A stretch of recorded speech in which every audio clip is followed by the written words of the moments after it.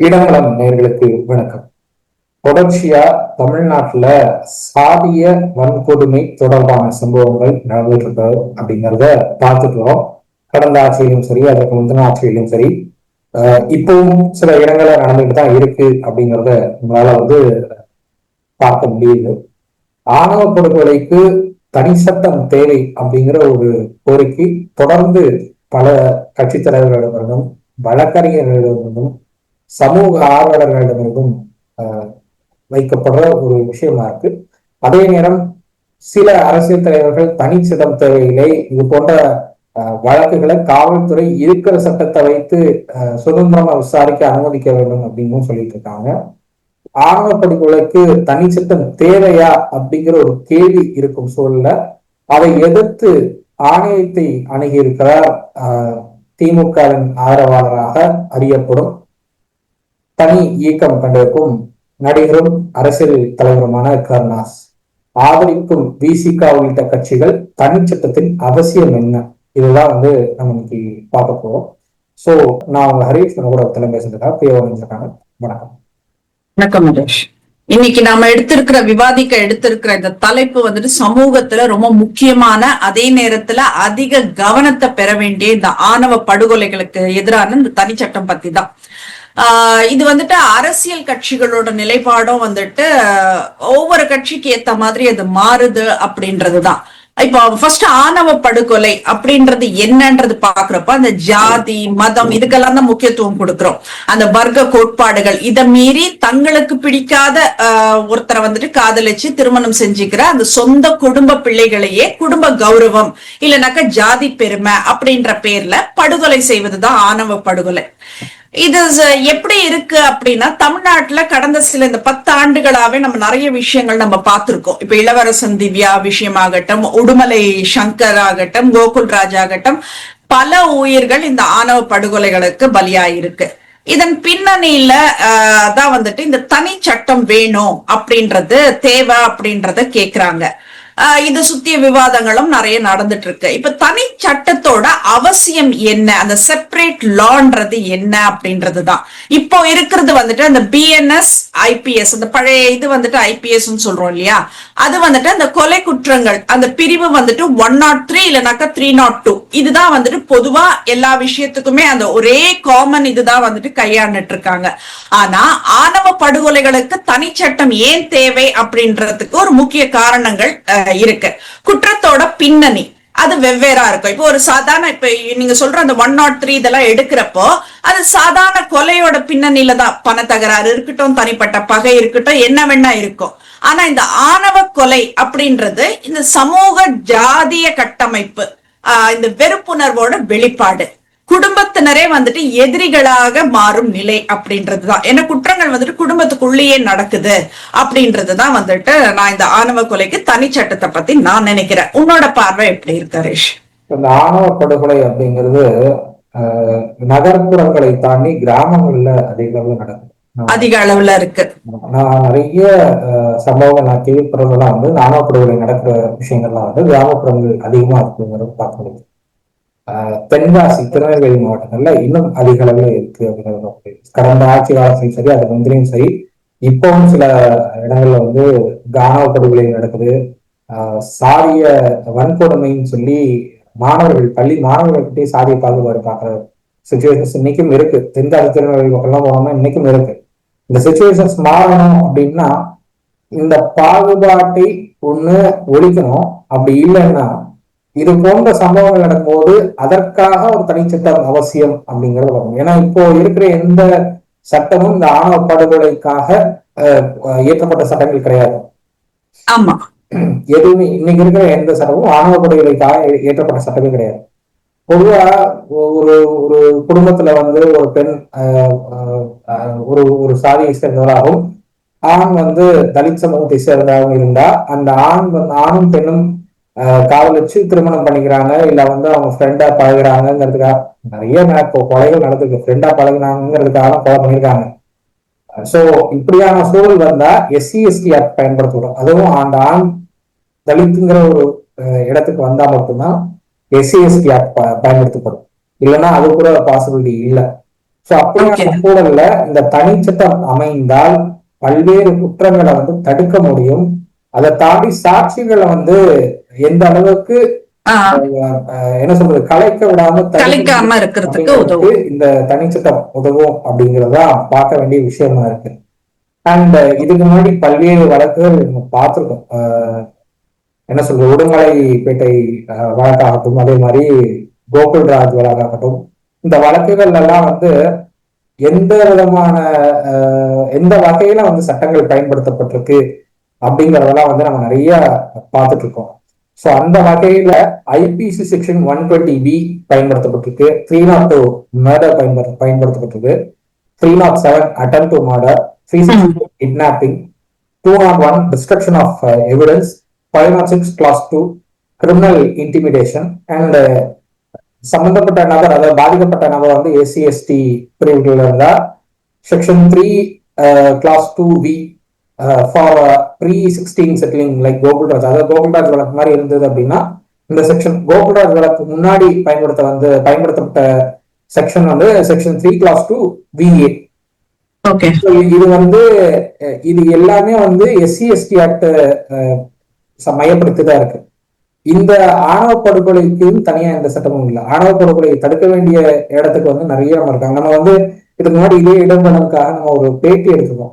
Communist தலைவரோட திருநெல்வேலி மாவட்டத்தை சேர்ந்த கம்யூனிஸ்ட் மாவட்ட பொறுப்பாளர்கிட்ட ஒரு பேட்டி எடுத்துக்கோம். ஒரு இளைஞர் வந்து கால் வச்சு திருமணம் பண்ணியிருக்காரு. அந்த திருமணத்தை வந்து அந்த கம்யூனிஸ்ட் கட்சி நிர்வாகிகள் தான் வந்து செஞ்சு வச்சாங்க. நீங்களும் அந்த பேட்டி எடுத்தீங்க.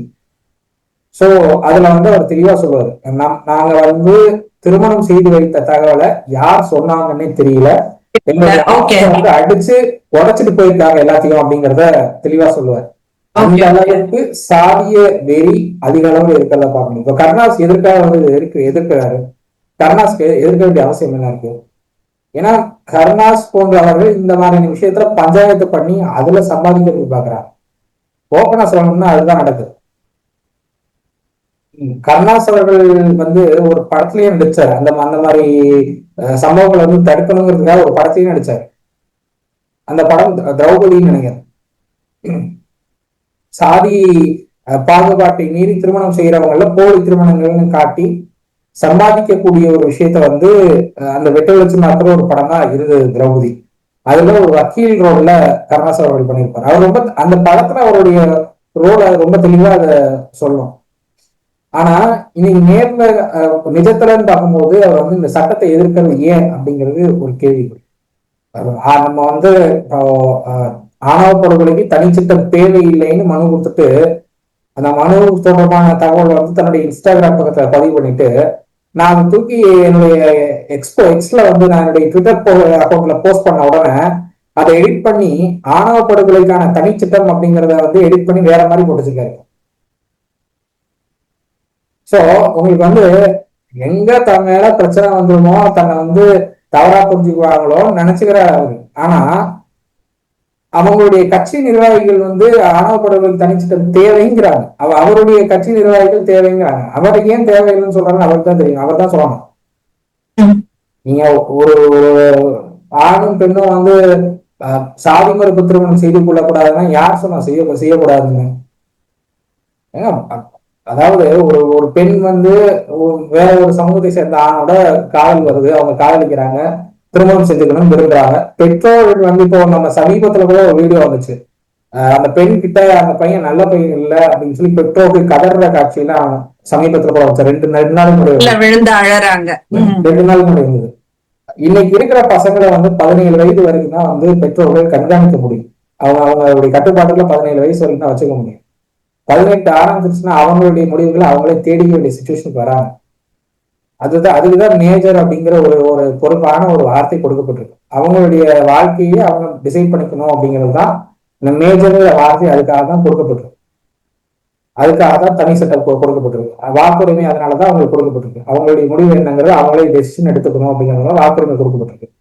இப்படி அவங்க 18 வயது ஆனதுக்கு அப்புறம் அவங்க ஒரு முடிவு எடுக்கிறாங்க. அது தவறான முடிவு அப்படின்னா பெற்றோர்கள் பேசி அந்த பொண்ணுக்கு புரிய வைக்கலாம். நீ எப்படி அவனை கல்யாணம் பண்ணிக்கலாம், நீ எப்படி இன்னொரு சாதியை சேர்ந்தவரை கல்யாணம் பண்ணிக்கலான்னு சொந்த பொண்ணோட வாழ்க்கையை கெடுக்கிறதெல்லாம் வந்து என்னை பொறுத்தவரை தேவையில்லாத வேலைங்கிறது நான் சொல்றேன். அது சாதிய வெறி, அந்த சாதிய வெறியை ஊக்குவிக்கும் வகையில சில தலைவர்கள் இயங்கிட்டு தான் இருக்காங்க. இதுல வந்துட்டு இந்த குற்றவாளிகளுக்கு ஒரு கடுமையான ஒரு விரைவான தண்டனை உறுதி செய்யப்படும்ன்றத நம்புறாங்க இந்த மாதிரி தனி சட்டம் கொண்டு வந்தா. ஏன்னா இந்த கும்பலோட கும்பல் போயிடும் அப்படின்றதுனால தனி சட்டம் இருந்தாக்க இதெல்லாம் கொஞ்சம் ஈஸியர் ஆகும்ன்றது. பாதுகாப்பு, இந்த காதல் தம்பதியினருக்கு வந்துட்டு அரசு சார்பில் ஒரு பாதுகாப்பு இல்லங்கள், இந்த சேஃப் ஹவுசஸ் சொல்றாங்க இல்லைங்களா, அந்த மாதிரி இல்ல ஒரு போலீஸ் பாதுகாப்பு சட்டப்பூர்வமா வழங்கப்படும். தனியா இந்த மாதிரி ஒரு சட்டம் இயற்றப்பட்டா இந்த காதல் ஜோடிகளை வந்துட்டு தாக்கறதுக்கோ இல்ல ஊரை விட்டு ஒதுக்கி வைக்கிறதுக்கு இந்த கட்ட பஞ்சாயத்து மாதிரி ஒண்ணு கேப் பஞ்சாயத்து பண்றாங்க இல்லையா, அந்த மாதிரி சட்டவிரோதமா சட்டவிரோதம் அப்படின்னுட்டு அறிவிச்சுட்டு அதுல பங்கேற்கிறவங்களுக்கும் தண்டனை வழங்கப்படும் அப்படின்றது எதிர்பார்க்கிறாங்க. சோ இதுதான் வந்துட்டு இவங்களோட இது. பட் பொலிட்டிக்கல் பெர்ஸ்பெக்டிவ்ஸ் எப்படி இருக்கு அப்படின்னாக்கா, இந்த சட்டத்தை ஆதரிக்கும் எதிர்க்கும் கட்சிகளோட வாதங்கள் வந்துட்டு நடுநிலையா இருக்கிற மாதிரி தான் எனக்கு தோணுது. இப்போ ஆதரிக்கும் தரப்பு நீ சொல்ற மாதிரி விசிகா, கம்யூனிஸ்ட், இவங்க எல்லாம் வந்துட்டு விடுதலை சிறுத்தைகள் கட்சி, இடதுசாரிகள் எல்லாம் வந்துட்டு ரொம்ப நாளா இதுக்கு தனி சட்டத்தை கொண்டு வரணும் அப்படின்னு கேட்டுட்டு இருக்காங்க. அவங்களோட வாதம் என்ன? ஜாதி ஒழிப்பு, மனித உரிமை பாதுகாப்பு அப்படின்ற ஒரு ஜனநாயக சமூகத்தின் அடிப்படை உரிமை கேட்கிறாங்க. ஜாதியின் பேர்ல ஒரு நடக்கும் வன்முறைகளை தடுக்க ஒரு சாதாரண சட்டங்கள் போதாது. நீ சொல்ற மாதிரி அந்த SC ST அந்த பிரிவென்ஷன் ஆஃப் அட்ராசிட்டிஸ் அந்த சட்டம் இருந்தாலும் ஜாதி மறுப்பு திருமணம் செய்யும் அனைத்து தரப்பினருக்கும் அந்த பிற்படுத்தப்பட்ட வகுப்பினரையும் சேர்த்து சொல்றாங்க. பாதுகாக்க ஒரு தனி சட்டம் ரொம்ப அவசியம் அப்படின்றது சொல்றாங்க.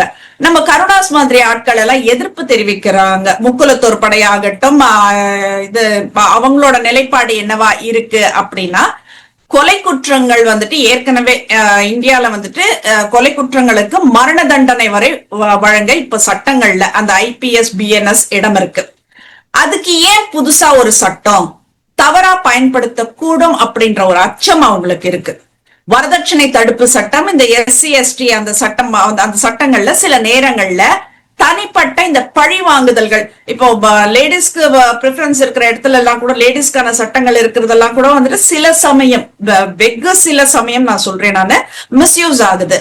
சோ அந்த மாதிரி பழிவாங்கல்களுக்கு தவறா பயன்படுத்தப்படுவதை போல இந்த தனி சட்டமும் குடும்ப உறவுகளை சிதைக்கவும் பெற்றோரை பழிவாங்கறதுக்காகவும் தவறா பயன்படுத்தலாம் அப்படின்ற அச்சத்தை முன்வைக்கிறாங்க. பெற்றோரை வந்து பழிவாங்கறதுக்கு எல்லாம் யாரும் நினைக்க மாட்டாங்க. எந்த ஆணும் சரி பெண்ணும் சரி பெற்றோரை பழிவாங்கணும் யாரும் நினைக்க மாட்டாங்க. நீங்க தவறு, கௌசல்யா அவங்களுடைய விவகாரத்துல என்ன நடந்தது, அவங்களுடைய பெற்றோர் வந்து இந்த மாதிரி பிரச்சனை பண்ணியிருக்காங்க, சங்கரை வந்து கொலை பண்ணிட்டாங்க, அதுக்கு சாட்சிகள் இருக்கு அப்படின்னு சொல்லி சொல்றாங்க.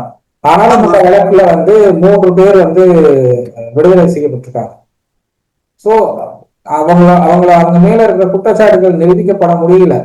அதுக்கு தனி சட்டம் இல்ல. தனி சட்டம் இருந்திருந்தா அந்த சாட்சிகள் ஏற்கப்பட்டு அவங்க மேல இருக்கிற குற்றங்கள் நிரூபிக்கப்பட்டு நிச்சயமா அந்த 3 பேரையும் தண்டிச்சிருப்பாங்க. உங்களுக்கு தனிச்சட்டம் எதிர்க்க அவசியம். இப்போ கோகுல்ராஜ் வழக்கையும் சரி, கோகுல்ராஜ் வழக்குல வந்து சுவாதி பின்வாங்காம இருந்திருந்தா பல உண்மைகள் வெளியில வந்திருக்கும். ஓகே, அந்த பொண்ணு பின்வாங்கிறதுக்கான காரணம் என்ன? பெற்றோர்கள் மேல பிரச்சனை வந்தது. பெற்றோர்களை வந்து நீ வந்து ஜெயிலுக்கு அனுப்ப போறியான்னு சாதிக்காரன் போய் பேசுவான். பேசி மண்டையை கழுவி அந்த பொண்ணை வந்து சட்டத்தின் முன்னாடி வேற மாதிரி பேச வைக்கிறது. இது நீதிமன்றம் ரொம்ப தெளிவா அந்த வழக்கினுடைய தீர்ப்புல சொல்லுது. சுவாதியினுடைய வாக்குமூலம் காவல்துறை கிட்ட ஒரு மாதிரியாகவும் நீதிமன்ற விசாரணைகள் வேற மாதிரியாகவும் இருந்தது. அதனால சாட்சியத்தின் அடிப்படையில் இல்லாம இருக்கிற எவிடன்ஸின் அடிப்படையில நாங்க வந்து இந்த வழக்குல தீர்ப்பு கொடுக்குறோம்னா நீதிமன்றம், மதுரை மாவட்ட நீதிமன்றம் வந்து தீர்ப்பு கொடுத்தது அந்த வழக்குல, கோகுல்ராஜ் வழக்குல. அப்படி இருக்கிறப்போ உங்களுக்கு வந்து இந்த மாதிரியான சாட்சிகள் கலைக்க வேண்டிய சூழல் வருது அப்படின்னா அதையெல்லாம் தடுக்கிறதுக்கு இந்த தனி சட்டம் உதவும். அதை தாண்டி நீதிமன்றத்துக்கு சுதந்திரமா செயல்படக்கூடிய ஒரு வாய்ப்பு இந்த தனிச்சட்டம் ஏற்படுத்தும். SC ST ஆக்ட் இல்லாம தனியா வந்து இதுக்காகவே தனியா ஒரு நீதிமன்றம் அமைக்கப்படலாம். தனி சட்டம் அமைக்கப்பட்டா அப்படி தனி நீதிமன்றம் அமைக்கப்படும் போது இந்த மாதிரியான வழக்குகளை தனியா விசாரிக்க முடியும், சுதந்திரமா விசாரிக்க முடியும். அதுக்காக ஒரு தனி நீதிபதி நியமிக்கப்படலாம் தனி நீதிமன்றம் இருக்கும்போது. சோ இது வித்தியாசமான வழக்கா பார்க்கப்படும். SC ST வழக்கோட போய் பின் பண்ணி வச்சுக்கிட்டு அந்த எஸ்சி ஆக்டோட நீங்க பின்னணி வச்சுக்கிட்டு பட்டதுனால இது ஒர்க் ஆகாது. இத்தனை வருஷம் எஸ்சி ஆக்ட்ல நீங்க வழக்குல மட்டுமே பதிவு பண்ணி என்ன தண்டனை கொடுத்துருக்கீங்க? தூக்கு தண்டனையை வந்து உயர்நீதிமன்றம் ஆயுள் தண்டனை ஆச்சு, உச்ச நீதிமன்றம் வந்து வாழ்நாள் ஆயுள் தண்டனையை வந்து உறுதி பண்ணியிருக்கு. அவ்வளவுதான். அதுதான் வந்து இவங்க கௌசல்யா விவகாரத்தில் நடந்தது. கீழமை நீதிமன்றம் தூக்கு தண்டனை கொடுத்தது, உயர் நீதிமன்றம் ஆயுள் வரை அவங்களுடைய வாழ்நாள் ஆயுள் தண்டனை கொடுத்துருக்காங்க அவங்களுக்கு. உச்ச நீதிமன்றம் இந்த வாழ்நாள் ஆயுள் தண்டனையை உறுதிப்படுத்திருக்காங்க. என்ன இது சங்கருடைய உயிர் போயிருக்கல, சங்கருடைய உயிர் போனதுக்கு என்ன பண்ண போறாங்க? சிறையில வச்சா மட்டும் சங்கர் உயிர் திருப்பி வந்துருமா? கேள்வி. அப்போ இந்திய சட்ட ஆணையமே, இந்த லா கமிஷனே இந்த ஆணவ கொலைகளை தடுக்கிறதுக்கு, கட்ட பஞ்சாயத்துக்களை ஒடுக்கிறதுக்கு ஒரு தனி சட்டம் இயற்றணும் அப்படின்றதுதான் பரிந்துரைச்சிருக்காங்க அப்படின்றத கண்டிப்பா இங்க குறிப்பிடணும். உச்ச நீதிமன்றம் ஒரு தீர்ப்பு, இது சக்தி வாகினி கேஸ்ல 2018 நான் சொல்றேன். நான் இருவரை அவங்களுக்கு 2 பேரும் வந்துட்டு தங்களுக்கு பிடிச்ச வாழ்க்கை துணையை தேர்ந்தெடுத்துக்கிறது அவங்களோட அடிப்படை உரிமை. அதுல வந்துட்டு யாரும் தலையிட குடும்பத்திற்கோ இல்ல ஜாதிக்கோ எந்த உரிமையும் இல்ல அப்படின்னுட்டு உச்ச நீதிமன்றம் அதை ரொம்ப ஸ்ட்ராங்கா அதை தீர்ப்பு அளிச்சிருக்காங்க அப்படின்றதுதான். சோ என்ன சொல்றது, சமூக மாற்றம் மட்டுமே தான் ஒரு நிரந்தர தீர்வு அப்படின்றத எடுத்துக்கணும். சட்டம்ன்றது ஒரு தற்காலிக தடுப்பு அணை மட்டும்தான். சட்டங்கள் கடுமையா இருந்தாலும் சரி, மக்களோட மனங்கள்ல அந்த ஜாதி பெருமை அப்படின்ற பேர்ல மனித உயிரை விட ஜாதி வந்துட்டு பெருசு இல்ல அப்படின்ற எண்ணம் உருவாகாத வரைக்கும் முழுமையான மாற்றம் எங்கேயுமே பார்க்க முடியாது. அது சாத்தியம் இல்லைன்றதுதான். ராஜஸ்தான் கவர்மெண்ட் அவங்க கவர்மெண்ட் வந்து சாதி ஆணவ கொலைகளை தடுக்க தனிச்சட்டம் இயற்றிருக்காங்க. ராஜஸ்தான் திருமண இணையர் தீவு சுதந்திரத்தில் கௌரவ மற்றும் பாரம்பரிய பெயரால் தலையீடு தடுப்பு சட்டம் 2019 சொல்லி ஒரு தனி சட்டம் நிறைவேற்றிருக்காங்க. ராஜஸ்தான்ல செய்ய முடிஞ்சது, தமிழ்நாட்டுல செய்ய முடியாதா? ஏன் வந்து உங்களுக்கு இங்க தொடர்ச்சியா தடுக்கப்பட்டுட்டு வருது? 2017 இருந்து தொடர்ச்சியா அந்த கோரிக்கைகள் வைக்கப்பட்டு வருது. கௌசல்யா வந்து தொடர்ச்சியா இந்த கோரிக்கையை முன் வச்சுட்டு இருக்காங்க. அதிமுகவும் இதை கேட்கல, திமுகவும் இதை கேட்கல. தாவேகா இப்ப அதை செயல்படுத்துவாங்களா எனக்கு தெரியல. தாவேகாவுடைய அரசுல அங்கம் வகிக்கிறாங்க விசிகா. விசிகா இப்பவும் அவங்களால செயல்படுத்த முடியல அப்படின்னா விசிகாவுக்கு திறமை இல்லை, தானே இல்லைன்னு சொல்லணும். ஏன்னா திருமாவளவன் அவர்கள் வந்து தொடர்ச்சியா நேற்று பேசியிருக்காரு, தாவேகாவும் திமுகவும் ஒரே அணி, எதுக்கு இந்த தேவையில்லாத வேலை? நீ தலித் மக்களுக்கு எதிரான பல்வேறு குற்றங்கள் நடந்துட்டு இருக்கு, நீங்க அதுக்கெல்லாம் குரல் கொடுக்க மாட்டீங்க. திமுகவோட தாவேகா சேரணும், திமுகவோட அதிமுக சேரணும், திமுகவோட பாமக சேரணும்.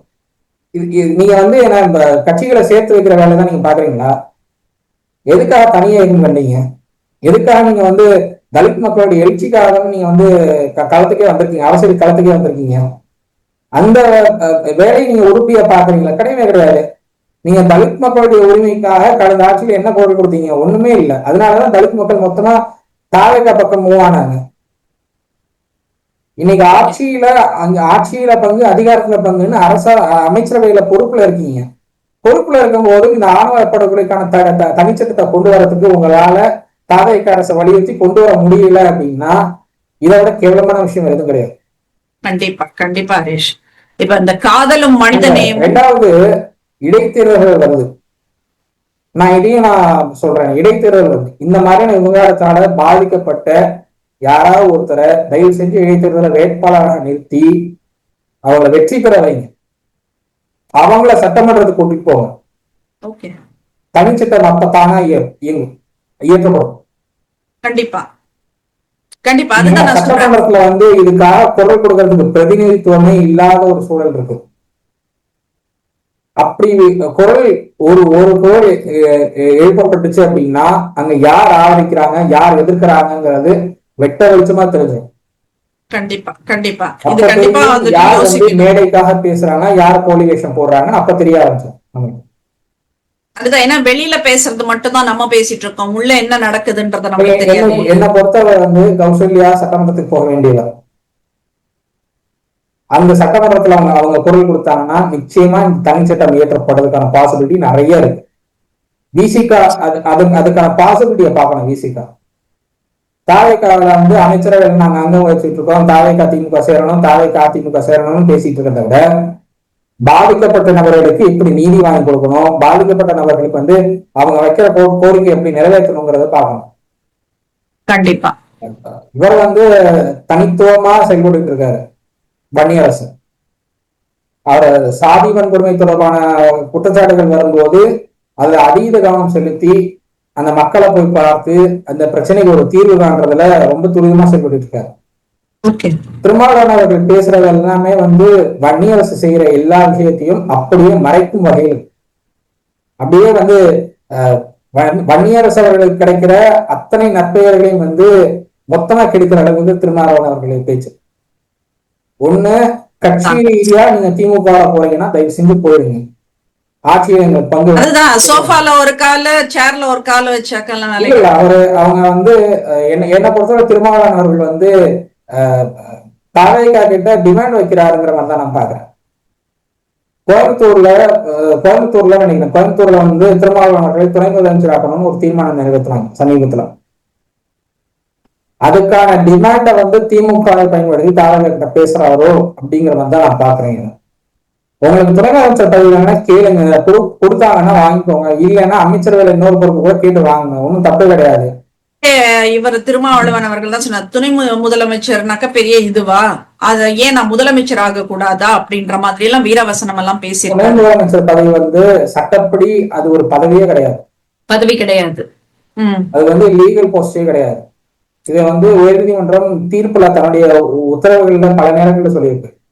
அப்படி இருக்கிறப்போ நீங்க துணை முதலமைச்சர் நீங்க அமைச்சரவை போஸ்ட் வாங்க, இன்னொரு அமைச்சரவை போஸ்ட் கூட வாங்க, இடைத்தேர்தல் இன்னொரு அமைச்சரவை போஸ்ட் கூட வாங்குங்க, அது ஒன்றும் பெரிய தப்பெல்லாம் கிடையாது.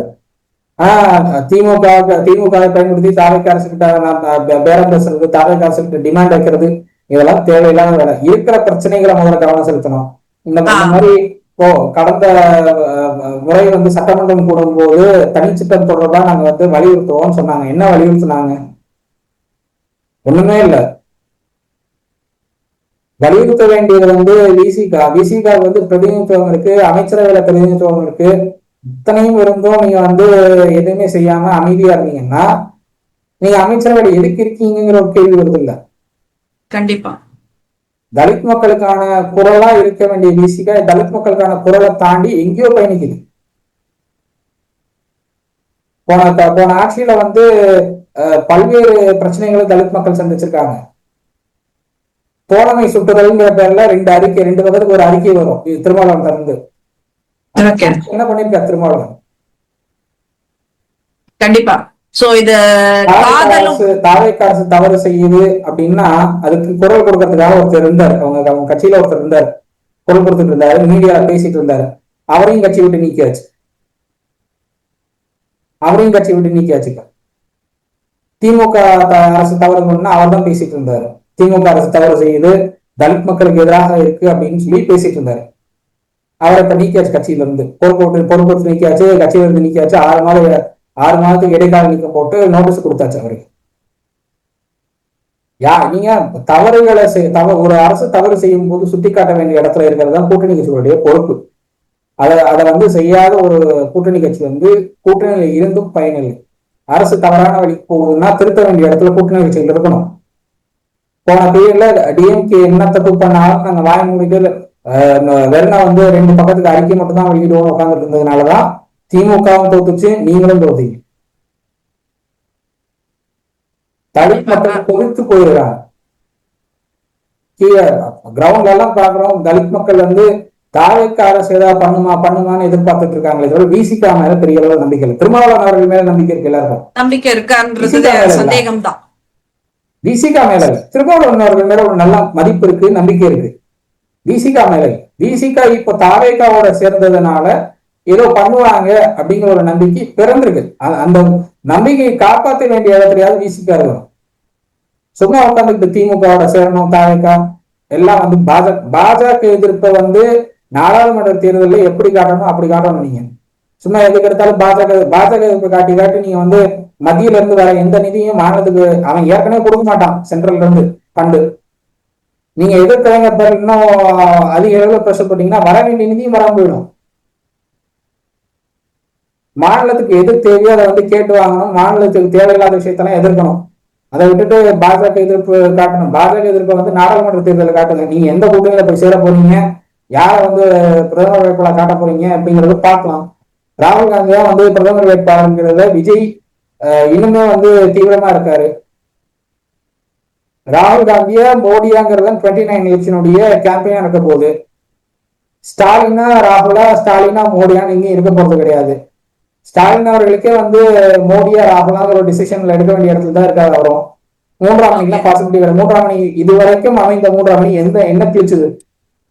ஒண்ணுமே கிடையாது. வாஜ்பாய் கவர்மெண்ட் கவிழ்க்கிறதுக்கு மட்டும்தான் அந்த 3ஆம் மணி பயன்பட்டுச்சு.